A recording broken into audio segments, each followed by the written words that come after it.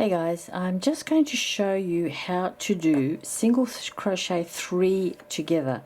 Now, as I've been asked for this, we've done single crochet 2 together before. This is a decrease stitch when you use 3 different stitches and close them off together with single crochet. When you do them all in the same space or the same stitch, then it becomes like a cluster.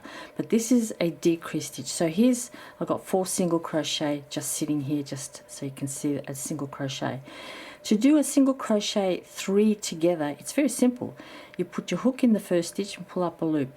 I have 2 loops on my hook. You put your hook in the second stitch and pull up another loop, 3 loops. Put your hook in the third stitch, pull up another loop. You've now got 4 loops on your hook. So I've used 1, 2 and 3 stitches to do this.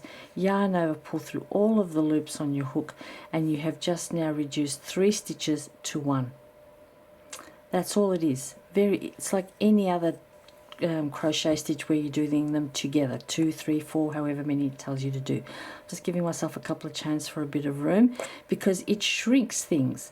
So if I don't put that chain in and I keep working, I'm going to create a bit of a valley here. Now that may be what your pattern is looking for.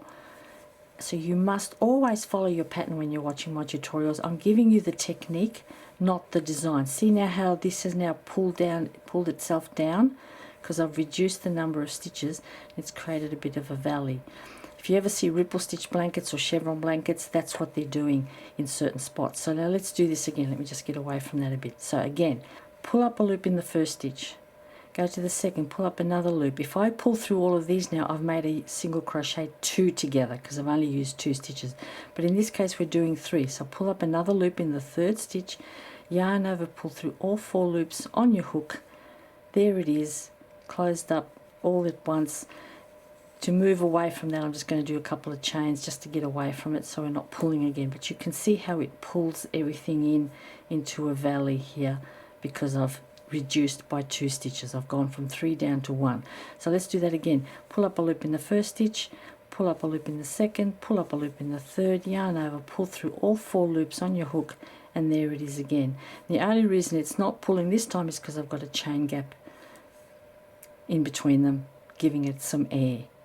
All right. So your pattern is using this stitch for a particular effect, so make sure you check out the specific requirements of your pattern. There it goes again. And do as you're told because I'm only showing you the technique of how to make a single crochet 3 together. And as I said, if you're not careful and you're not following the instructions, you will end up with a dip, but that may be exactly what your pattern is trying to achieve. So always follow your pattern. There it is, single crochet 3 together, 1, 2, 3. No problem, nice and easy. See you next time.